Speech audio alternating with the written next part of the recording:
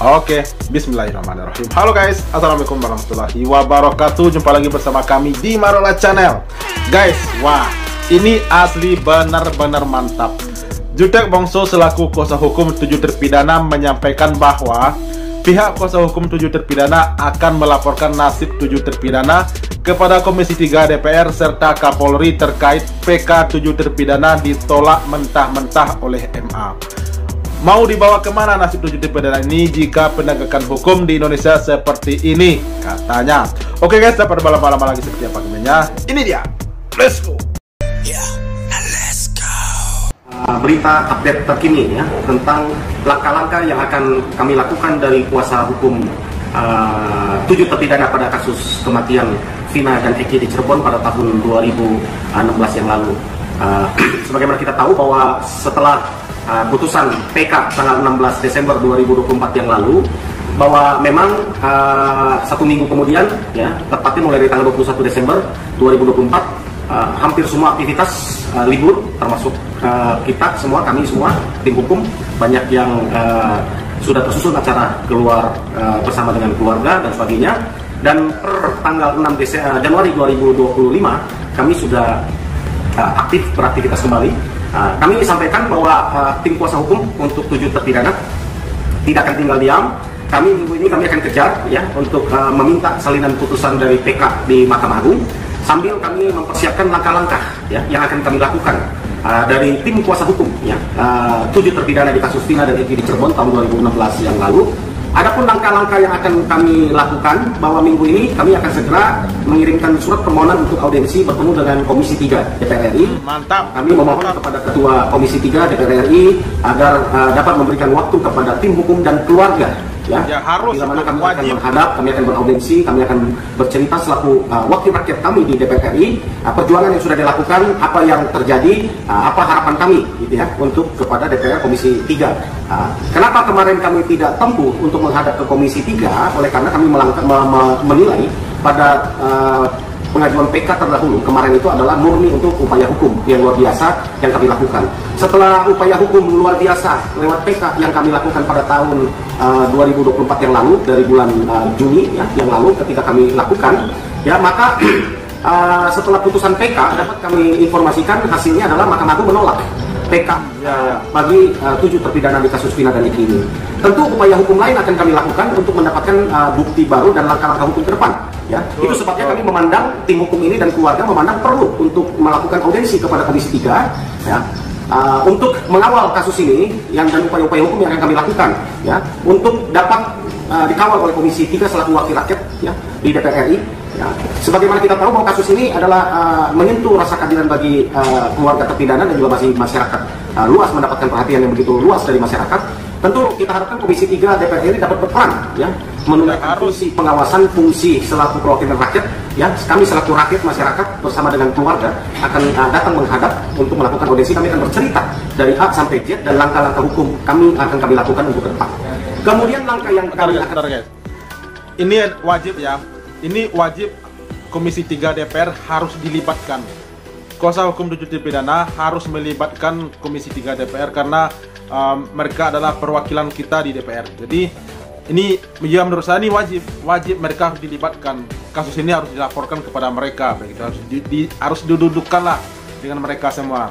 Mau dibawa kemana nasib ke-7 terpidana ini? Betul nggak guys ya? Oke guys, kita lanjut. Lakukan berikut adalah kami akan berkirim surat kepada Bapak Kabar Reskrim Mabes Polri untuk mempercepat penanganan terhadap LP ya, laporan polisi yang kami sudah laporkan baik kepada terlapor Aib dan Dede maupun terhadap Bapak Rudiana dan kawan-kawan ya. Jadi kami berharap laporan kami ini dapat diproses dengan cepat sehingga dengan profesional dari kepolisian kita harapkan dapat terungkap dengan profesional ya fakta hukum yang sebenarnya terjadi pada tahun 2016 yang lalu ya. Kami akan bersurat juga kepada Bapak Kapolri untuk memohon waktu untuk beraudiensi ya, kami kuasa hukum dan juga keluarga terpidana ya, selaku Bapak dari pengayom masyarakat di Indonesia ya, Bapak Kapolri, kami berharap juga dapat menerima kami ya, untuk dan keluarga untuk kami beraudiensi untuk kami menceritakan, dan kami akan memohon penanganan yang serius terhadap laporan polisi yang kami layangkan. Ini penting, kenapa? Terutama laporan kami terhadap Aib dan Dede ya, yang kami laporkan diduga memberikan keterangan palsu di bawah sumpah tahun 2016 lalu. Nah, sekali lagi, ini penting karena di dalam peristiwa 2016 yang lalu, di dalam putusan pertimbangan dan juga di dalam kronologis dan peristiwa yang terbangun, sehingga peristiwa ini dianggap pembunuhan yang dilakukan oleh 7 terpidana dan juga sangat total, jadi 8 orang, ada 3 DPO, 11 orang total, ya. Maka yang melihat ini hanya Aib dan Dede, ya. Saat itu yang melihat peristiwa ini. Sekarang peristiwa itu terjadi adalah belakangan setelah kami melaporkan Aib dan Dede ternyata mengaku bahwa pada tahun 2016 yang lalu dia memberikan keterangan yang palsu, bukan sebenarnya yang terjadi. Dia tidak pernah melihat para terpidana, ya 11 orang atau apalagi yang 7 terpidana yang sekarang masih seumur hidup ada di lapas adalah pelakunya. Dede tidak pernah melihat. Jadi karena dia tidak pernah melihat, ini penting buat kami sehingga harus diproses bahwa Dede pada tahun 2016 lalu memberikan keterangan palsu. Harapan kami kalau ini bisa naik sidik lalu bisa disidangkan P21 nanti ke pengadilan, ya harapan kami adalah bahwa putusan terhadap Dede ataupun Aib, ya silakan Mabes Polri untuk melakukan langkah-langkah kepolisian, ya bahwa itu putusan itu kami nantikan, ya untuk kami ajukan sebagai bukti novum, ya atau pertentangan keputusan, ya sesuai dengan KUHP 263 Ayat 2, ya bahwa kami akan mengajukan upaya hukum yang kedua. Pasti akan terjadi pertentangan putusannya. Kenapa? Karena tahun 2016 yang lalu mereka di dalam pertimbangannya, di dalam putusannya mengatakan atas kesaksian Aib dan Dede, ya terjadilah mereka bahwa para terpidana ini pelaku pembunuhan itu ternyata saat ini bukan, mereka tidak melihat bahwa 7 terpidana ini yang masih ada mendekam ini pelakunya, ya tentu terjadi pertentangan keputusan. Dan ini sangat penting buat kami untuk kita ya menurut kami ini bukti yang paling vital, ya masyarakat kita kawal bersama. Penting sekali untuk menunggu naiknya status dari laporan polisi tentang memberikan keterangan palsu yang dilakukan ya oleh Aib dan Dede, ya kami dapat pastikan kasus ini harusnya naik, ya kenapa? Karena dari 2 orang yang kami laporkan, yaitu Aib dan Dede memberikan keterangan palsu. Dede sudah mengaku, ya kita melaporkan seseorang diduga melakukan tindak pidana, dan selama penyidikan orang yang kita laporkan itu mengaku, dan ini tidak ada alasan buat Mabes Polri untuk tidak melanjutkan. Ya betul. Apapun yang dilakukan oleh Mabes Polri, kita harapkan segera percepat. Ya selama ini berjalan laporan kami, tapi kami mohon untuk dipercepat ya laporan kami, ya karena kami memerlukan supaya laporan kami ini untuk ditindaklanjuti dan kita upayakan untuk bisa sampai disidangkan di pengadilan sehingga bisa terbuka dengan jelas apa yang sebenarnya terjadi pada tahun 2016 lalu, ya dengan keputusan yang inkrah dan kasus laporan polisi kami ini, maka kami akan menjadikan novum untuk PK kedua, ya supaya tidak terlalu lama para terpidana yang kami yakini tidak bersalah, bukan mereka pelakunya pada tahun 2016 lalu dalam kematian Vina dan Eki. Mereka masih mendekam. Bayangkan mereka sudah tahun ke-9, memasuki tahun ke-9 sekarang, mendekam di penjara atas apa yang tidak mereka lakukan, kejahatan yang mereka lakukan. Tentu sungguh sangat miris bagi kita, ya selaku masyarakat Indonesia. Kami harapkan bahwa keadilan itu masih berjalan. Ya kami juga memohon perhatian dari Bapak Presiden Republik Indonesia, Bapak Prabowo. Ya tolong Pak memberikan perhatian yang khusus kepada peristiwa Vina dan Eki Cirebon 2016 ini. Dengan fakta-fakta yang terungkap, ya, kami tentu akan menempuh jalur politis, kami akan menempuh jalur hukum yang dapat kita lakukan. Ya, demikian masyarakat Indonesia pencinta keadilan. Ya oke, mantap. Jadi kita tuh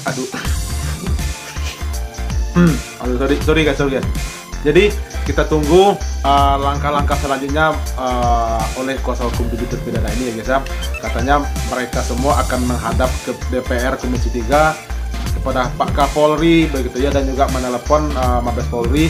Jadi ternyata sudah berbulan-bulan laporan kuasa hukum terpidana ini kepada Mabes Polri terkait laporannya tentang Aib dan Dede serta Ibtu Rudiana ternyata belum selesai diproses, padahal sudah berbulan-bulan ya. Waduh, ini benar-benar miris ini menurut saya. Jadi itulah mirisnya hukum di negeri kita ini guys. Jadi kita tunggu sajalah bagaimana selanjutnya dari kuasa hukum ini. Semoga apa yang mereka lakukan segera terwujudkanlah, begitulah kira-kira guys. Oke guys, terima kasih banyak telah menonton, sampai jumpa lagi di video berikutnya. Thank you. Thanks for watching.